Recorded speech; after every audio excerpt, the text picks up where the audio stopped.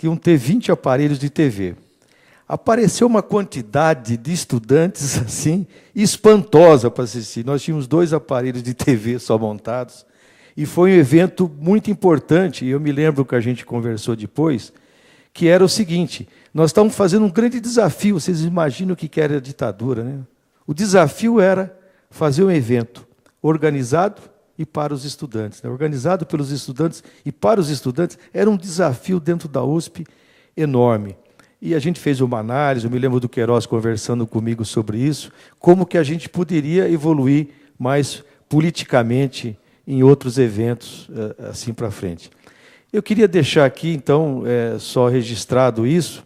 Eu me lembro bem aqui, nós estamos aqui 3 colegas aqui do Adriano na mesa, 3 colegas, que eu não sei se, acho que o Amado morou também no CRUSP, eu me lembro do Lobão, falando sobre a gente ir para o CRUSP para morar, e o que significou o CRUSP, que era o conjunto residencial da USP, para nós, que eram alunos que viemos, que eram estudantes que viemos do interior, e viemos morar em São Paulo. A geologia, comecei o curso em 68, e eu morava em São Caetano do Sul, na casa de uma tia. Eu tinha que pegar o trem até a GLET, a geologia era na GLET, ali perto do Campos Elíseos, ali por ali, Palácio do Governo. E quando a geologia, logo em 68, mudou para a cidade universitária, eu tinha que sair de São Caetano até a cidade universitária. Trem, depois ônibus. Quando eu fui morar no CRUSP, aquilo foi um alento. Primeiro nós fomos morar, invadimos, ou morar eu fui primeiro no bloco B, eu nunca esqueço. Tem outro fato interessante para contar, mas fica para a segunda etapa. E depois nós fomos para o G. Eu e o Job moramos junto, com mais 2 outros colegas. Em final de 68, em dezembro, acho que dia 13, não sei, uma coisa assim, nós fomos, então, invadidos. E eu me lembro que eu vi o Queiroz fora do CRUSP, tenho a visão dele até hoje ainda, acompanhando no carro o ônibus que nós estávamos indo preso. Ele estava num carro junto com outras pessoas, acompanhando o ônibus de fora. Nós fomos detidos e ficamos um dia, 24 horas, não sei, detidos. E ali nós perdemos a oportunidade de ter uma residência estudantil. Eu trabalhava, dava aula, como Job, Amado, para se sustentar. E aquilo foi um baque nosso nas finanças violento. Fomos morar, todo mundo foi para um canto, e nunca mais voltamos a morar no CRUSP ou no conjunto residencial, e até hoje ainda funciona precariamente. Tinha outras coisas para depor, deputado e colega, mas eu deixo para depois falar. Muito obrigado. Job. Bom, eu não havia preparado nenhum material para fazer a apresentação, né, mas só queria dar um depoimento rápido, né, da convivência nossa com o Queiroz. O Queiroz, apesar de ter entrado um ano antes, depois ele quase que assumiu a nossa turma e estava fazendo o resto do curso junto com a gente. Então, ele estava mais identificado com a nossa turma do que com a turma anterior. E era pelos depoimentos, pelas exposições, né? O Queiroz era um colega espetacular, a par da sua militância política, né? Ele gostava muito da geologia, participava das excursões, das aulas. Eu lembro muito bem que o Queiroz ele era da turma do fundo, né? Nas excursões, nos ônibus, né? E, particularmente, ele gostava muito de música popular, né? Muito da música popular, aquela até beirando o brega, né? E ele, particularmente, vibrava quando se cantava essas músicas, tipo do Nelson Gonçalves, etc. Além disso, o Queiroz, além do bom humor dele, né? Eu lembro que eu fiz um recurso até contra o Instituto, né, contra o Instituto de Geociências da USP, porque eles queriam me obrigar a fazer uma disciplina optativa, que era a sedimentologia, né? E daí eu tinha terminado todas as disciplinas e eles queriam me obrigar a fazer essa também. Eu achava que não devia fazer, entrei com recurso E o Queiroz até foi comigo na época. Ele falou assim, não, Job, eu redigi o recurso. Ele falou, não, a gente vai levar lá para o pessoal do 11 de agosto, aqui no Largo São Francisco, para dar uma melhorada, para eles analisarem lá, ver se está tudo ok. Aí ele veio comigo, eu no meu Fusquinha, né, que tinha na época, nós viemos aqui para o 11 de agosto, junto com o pessoal aí do centro acadêmico, né, para a gente dar uma melhorada no recurso, e depois, felizmente, o recurso teve uma decisão favorável. Eu estava querendo fazer a disciplina e o pessoal da USP não encaixava um jeito, né?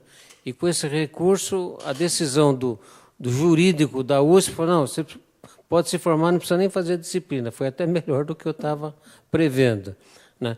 Isso com a ajuda do Queiroz.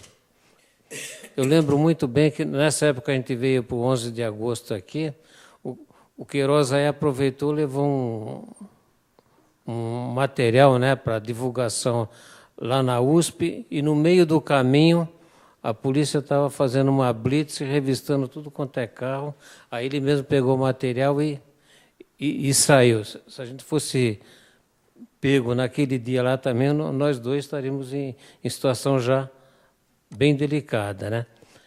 Mas aí ele saiu, eles revistaram, não tinha mais nada, e aí fui embora para a cidade universitária, e depois ele foi de ônibus, né? A gente acabou se perdendo. Então, o Queiroz, ele gostava muito da geologia, né? Ele se identificava bastante até com os velhos guerreiros, né? Porque ele não era da mesma turma, né? Da geologia, tinha muito bom humor e era muito, muito, muito prestativo para tudo que as pessoas precisassem, então não negava esforços para tentar resolver. Como falei, meu depoimento é bem rápido, não preparei, mas essas coisas que eu gostaria de deixar registrado na Comissão da Verdade. Ok? Obrigado. Amado Mota, companheiro de classe do Queiroz. Igualmente ao Job, eu também não preparei nada. Não pensei que viria para a mesa. Mas foi o que o Jerônimo falou. Era um companheiro prestativo era um estudante e companheiro prestativo para todas as ocasiões. E era meu companheiro de química. Química era a onça na geologia, e sempre deixava reprovado, né? E nós dois ficamos e conseguimos passar depois de muito rachar. Éramos quase todo dia, era química na cachola. E, infelizmente, perdemos o companheiro muito cedo.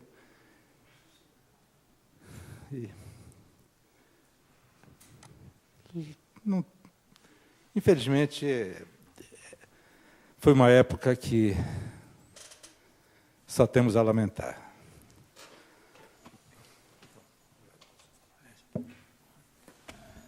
João Jerônimo Monticelli vai voltar a falar. Durante a minha fala, eu lembrei de um assunto que eu acho que é interessante para saber assim, o que era a repressão e como que estava se desenvolvendo as coisas. Acho que depois de 1970, que ficaram as coisas muito complicadas mesmo. Eu morava numa república, na Vital Brasil, com a Rua Camargo, no Butantã, onde hoje é a Padaria Estrela, em cima da Padaria Estrela. Era uma república só de estudantes da geologia. Ela durou mais de 30 anos, a república ali. Acho que agora que não tem mais, mas durou mais de 30 anos. Cérebro coça saco. E essa república, nós, então, no ano de 71, nós começamos a abrigar à noite pessoal que já estava na clandestinidade, entre eles o Queiroz. Então, eu me lembro bem, o pessoal dormia uma noite. E ali nós tivemos oportunidade, eu não vou citar aqui nomes, de vários colegas, alguns que inclusive depois foram mortos, não só o Queiroz, que passaram por lá. Queiroz passou por lá, dormiu uma noite, fez um contato comigo e foi dormir lá uma noite. E uma semana depois, ou alguns dias depois, a memória não lembro mais, eu estava chegando junto com outro colega, abri a porta, subi uma escada, abrimos a porta. Como terminamos de abrir a porta, vários policiais de metralhadora, fuzis, empurraram eu e esse outro colega para dentro do apartamento, tomamos os sopapos, uns pés do ouvido, e eles já vieram com as fotografias do Queiroz e de outra pessoa para perguntar se Queiroz estava lá e se nós estávamos dando um abrigo. E entre pé do ouvidos, eu falo, se vocês derem, eu falo, não está, não tem, pode revistar, já revistaram, e naquele cérebro sistema, a porta aberta, dão, né, sapatada, foi essas coisas assim. Se vocês estiverem com ele aqui, vocês vão também responder a gente. E nós ficamos tudo assustados. Imagina o susto que você leva numa coisa dessa. E lembrar o seguinte, nós éramos jovens de 22 anos, 23. Queiroz morreu com 25 anos. Vê o que é isso hoje, nos nossos filhos, o que é. Que terror, né? E que a gente, inclusive, não sabia avaliar o momento político. Nós sabíamos pouco, nós confiávamos mais nos mais velhos, que também não souberam avaliar muito bem esse momento. Mas, enfim, era o brio da juventude. E aí eu queria comentar era isso. Quer dizer, olha, depois que eles saíram da República, e nós já vimos aquelas séries veraneios, que todo mundo ficava super apavorado quando salvava das veraneios. Nós sabíamos aqui do lado, aqui, que, né, nessa rua fatídica aqui, nós sabíamos todas essas histórias, onde que eram torturados, onde que foram mais tarde torturados outros colegas, e o pavoramento. Então não é estranho a gente saber como o Queiroz foi fuzilado. Não é estranho. Eles tratavam todo mundo, invadiam todo mundo na cacetada, na porrada, e continuaram fazendo isso muito tempo. Eu sei que depois nossa república ficou em observação muito, muito tempo. Sei também, por exemplo, que eu lembrei que eu fui procurado por agentes do fórum lá de Capivari para dizer, olha, veio a sua ficha para cá, mas nós respondemos que você é de boa família. Sabe, sua ficha está aqui conosco e veio aqui um pessoal investigar. Mas investigar o quê? Investigar coisinhas, sabe, que hoje são completamente insignificantes dentro de uma democracia. Muito obrigado.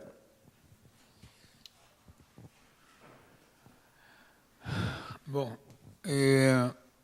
alguém gostaria de fazer alguma intervenção, alguma pergunta, complementar algum depoimento?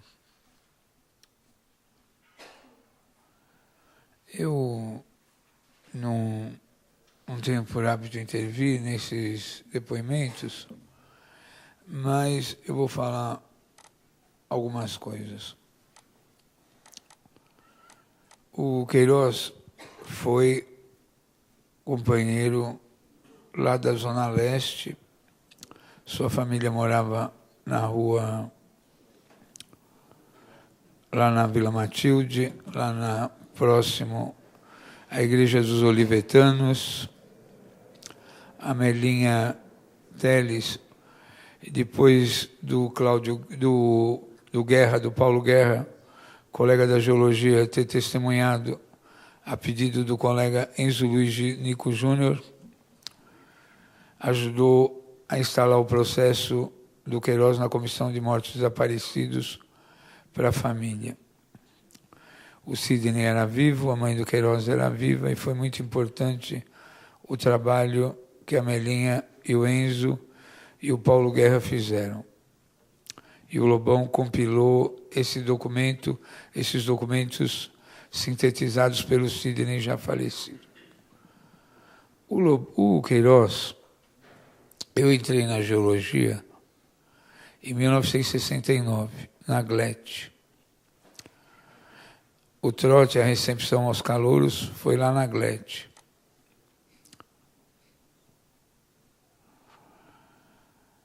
O Queiroz, o Lobão ainda estava solto, né, Lobão? O Lobão estava na escola, o Queiroz também. E, em seguida, o trote foi na GLET, mas na antiga sede, Faculdade de Geologia, na Alameda GLET. Depois, o primeiro ano já foi lá no campus da cidade universitária, onde eu conheci todos esses companheiros aqui. João Jerônimo, Amado, Job, Frazão, e depois veio a nova geração do Alberto Alonso Lázaro, Alexandre Vanucci e outros tantos. O Queiroz, quando aparece aí no currículo do DCE, em 1969, 70, todos os centros acadêmicos praticamente estavam fechados. O Queiroz, com outros companheiros, mas com aquela força e aquela persistência dele, fez a reorganização de todos os centros acadêmicos, todos. Constituiu uma direção provisória para o DCE e começou um trabalho, tanto é que ele foi presidente no período da reconstrução, mas presidente era um nome honorífico, na realidade era um colegiado. Enquanto ele esteve vivo, enquanto ele teve condições, mesmo quando ele foi para a clandestinidade, ele não abandonou a organização do trabalho estudantil, ele fez a organização dos centros acadêmicos, mesmo aqueles que estavam fora do campus. Medicina, o contato com a GV, com todas as unidades dentro e fora do campus. E o Queiroz, pela sua origem popular, como morador da Vila Matilde, lá da rua... Como era o nome da rua? Lá na Chácara dos Olivetanos, lá, ele tinha todo o contato com vários segmentos populares. Ele rodava um material, por exemplo, material em São Mateus. Ele tinha uma organização muito grande da Igreja Católica ligada à Teologia da Libertação, na organização da Igreja da Resistência da Zona Leste, fazia relação com os sindicatos. Foi um grande quadro político, Quando a UBAN, vocês estavam na escola quando a UBAN cercou a escola e o Enzo e o Queiroz, com a ajuda dos companheiros lá, eles estavam na biblioteca, né, quando a UBAN chegou, e o pessoal conseguiu alguns aventais e tal, e eles fugiram, e a UBAN cercou a geologia, eles conseguiram, aí o Queiroz e o Enzo foram embora definitivamente da escola. O Lobão já estava preso, né? Então, acho que tanta coisa. O Alberto está aqui, não sei se ele vai ter condições de depor. O Alberto foi um grande companheiro, muito amigo do Queiroz. Morou os últimos dias com o Queiroz, antes da sua morte. Então, acho que o Queiroz, talvez a gente não esteja fazendo uma audiência à altura do que foi a participação política do Queiroz. Eu acho que o Queiroz ainda não foi reconhecido pela Comissão Nacional de Anistia, por exemplo. Ainda mais que ele não tem familiares vivos. Eu acho que nós que somos colegas dele devíamos nos organizar e juridicamente, pelo menos, para que houvesse uma reparação política. Porque como não tem família, não tem reivindicação, então nós é que temos que nos organizar e pedir essa reparação política do Estado brasileiro perante uma pessoa tão importante que deu uma contribuição. Agora surgiu essa versão do Cláudio Guerra. O Ivan Seixas esteve mais próximo dos jornalistas e até do Cláudio Guerra. O Cláudio Guerra anda até aqui em São Paulo, me disse o Natalini, tentando levantar a gente que queira depor, como o Queiroz e outros companheiros foram executados aqui. Então era mais ou menos isso que eu queria falar, de um companheiro tão importante, Eu só não acho que a gente pode ficar fazendo essa ressalva, que eu acho um problema que diz o seguinte: não, o Queiroz era um estudante de geologia igual a todos os outros, e ele, por conta das circunstâncias da época e tal, ele foi para a luta armada. O Queiroz nunca teve nenhuma dúvida do que ele queria na vida, do que ele... Era uma pessoa que era um grande quadro político, mas ele tinha uma compreensão grande do momento político que ele vivia, inclusive dessa questão da luta armada. Queria lembrar... Bom, todas as pessoas de todas as faculdades que hoje são profissionais, o Belisário, todo mundo, Luiz Eduardo Grenhal, que eram da faculdade de Direito, o pessoal da Medicina, todo mundo sempre se refere ao Queiroz com muito respeito. Era mais ou menos isso. O Queiroz morou muito tempo na minha casa. Eu era casado, morava na Moca, recém-casado, e o Queiroz passava semanas e semanas na minha casa, lá na Moca. Nós morávamos praticamente juntos. Ele ficou muito tempo morando na minha casa. Tínhamos relação de irmãos. No fim da vida, que ele alugou um pequeno quarto lá na Avenida Angélica, que o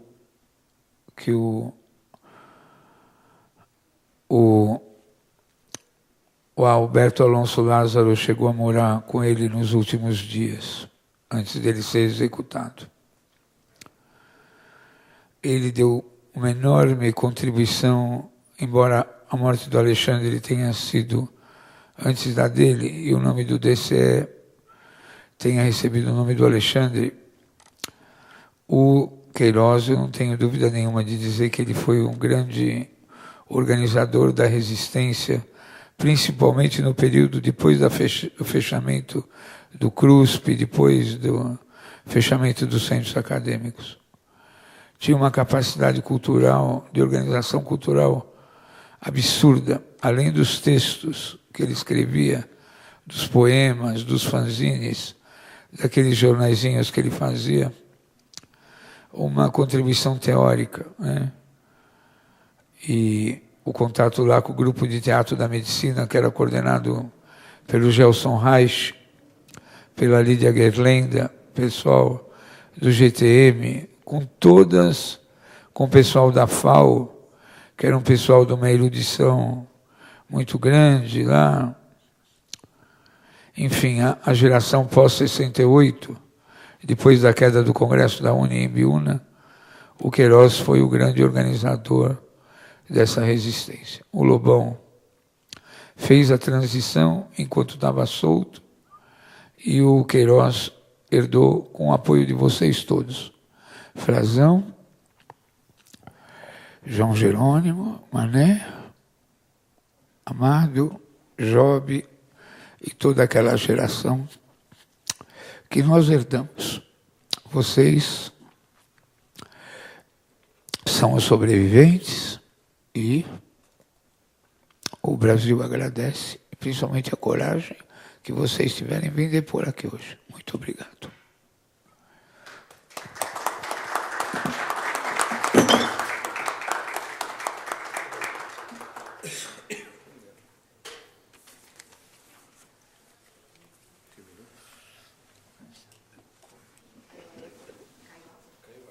Só água. Ninguém vai mais se pronunciar. Podemos encerrar a sessão. Hã?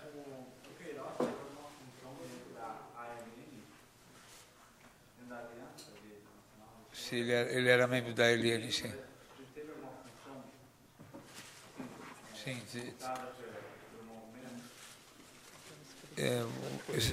Se você quer saber, fala seu nome então. Vamos oficializar a pergunta, vai.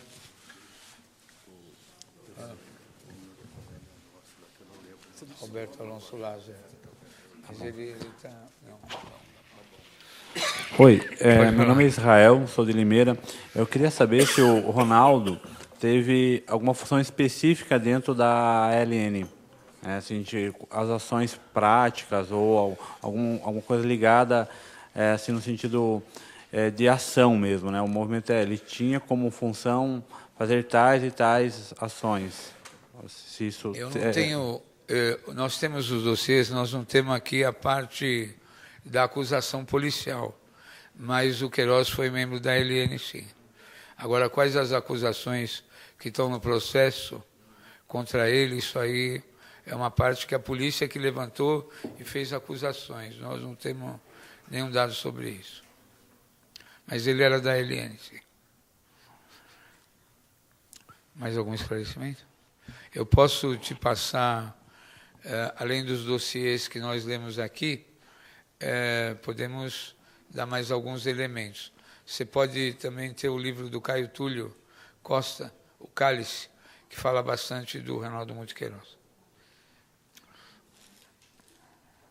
Ele desempenhou funções importantes junto à organização da ALN aqui em São Paulo.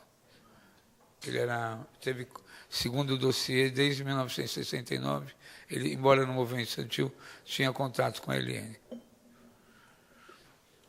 Bom, tudo bem? Então, a sessão está encerrada. Obrigado.